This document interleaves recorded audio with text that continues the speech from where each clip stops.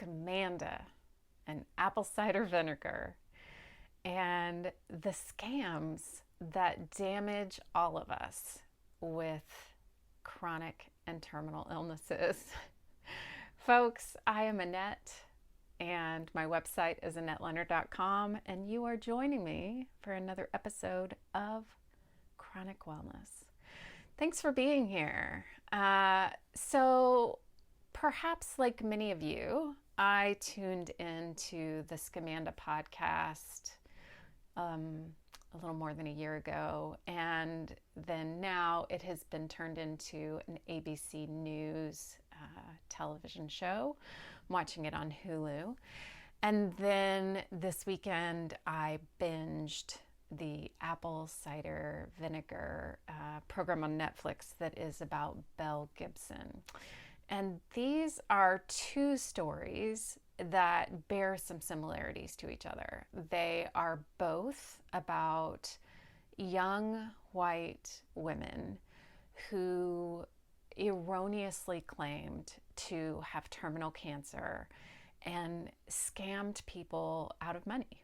In the case of Amanda C. Riley, it was she had a blog and she had a megachurch, and from those two places created a platform where she got lots and lots of donations and services and experiences and goods, all for personal gain.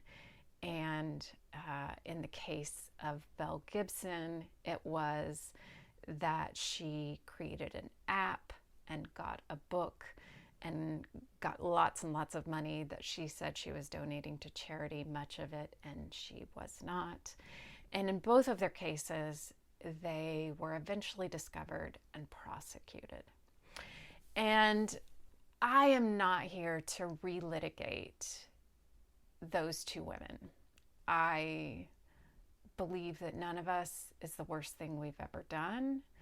They've both done some pretty trash things, and I think that for the rest of their lives, they will continue to pay for the harms that they have perpetrated because they are in the public eye. It will be hard to make friends, to get housing, to get jobs, because they are pariah.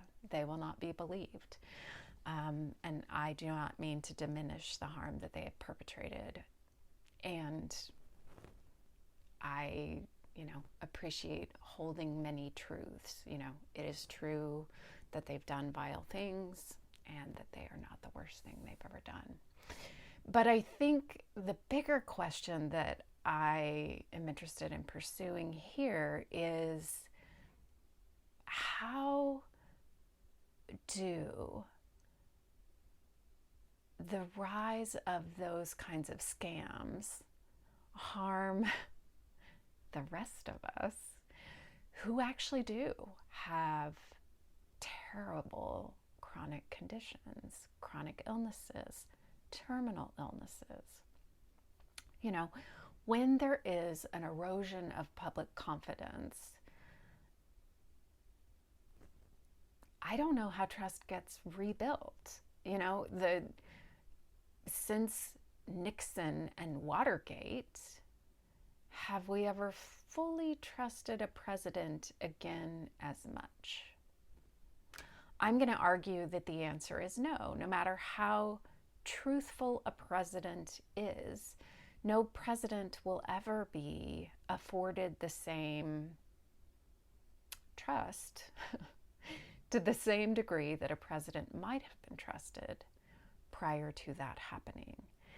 And so what that means for you and me, folks who might just be trying to get our friends and family to help us cover expenses that we cannot cover for our health conditions, or to sign up to bring us meals, or any number of other things that we might need as people with chronic conditions, how much less likely might people in our lives be willing to do that in the face of things like Riley and Gibson's actions? It's impossible to calculate, and yet this is the calculus. These are the things that are playing out because there are seeds of doubt that are now planted where people are like, I wonder. Because now people have been duped. And once you've been duped, once bitten, twice shy.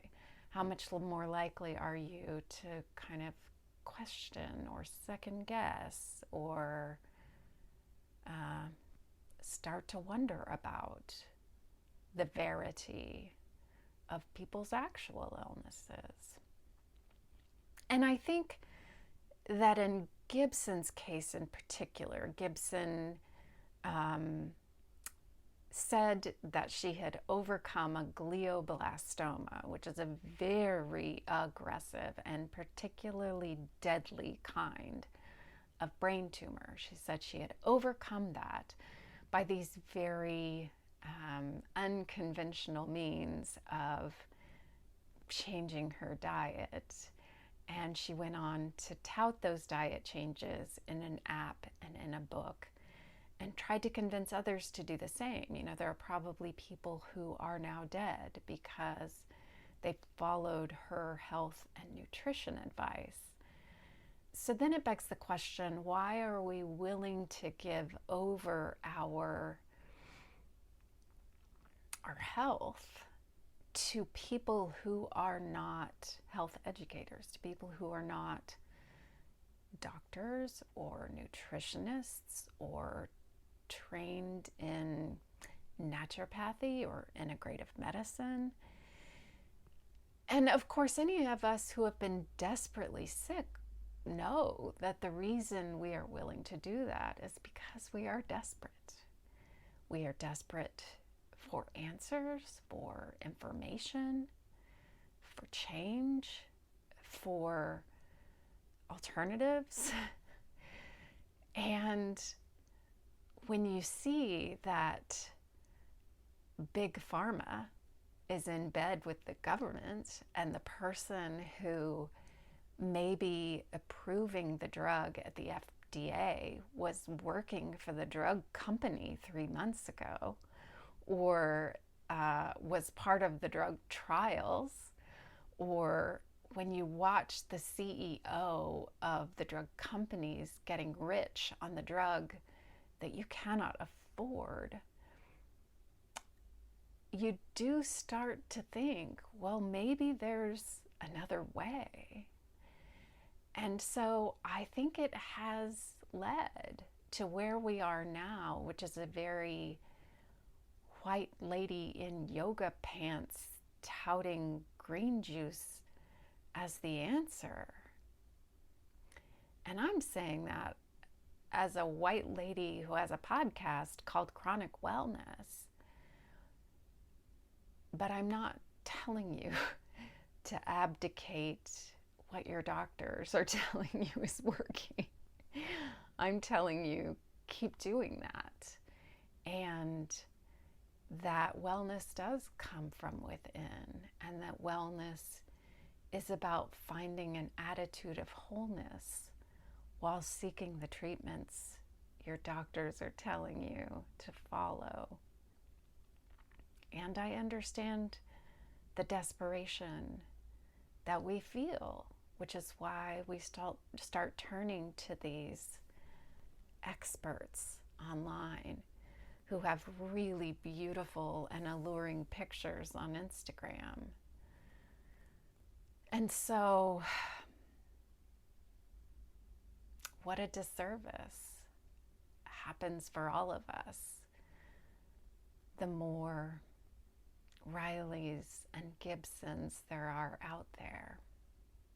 And we all suffer when liars get a bigger platform, not just in the world of health, but in the world writ large, when infotainment is being passed off as news. And so, check your sources.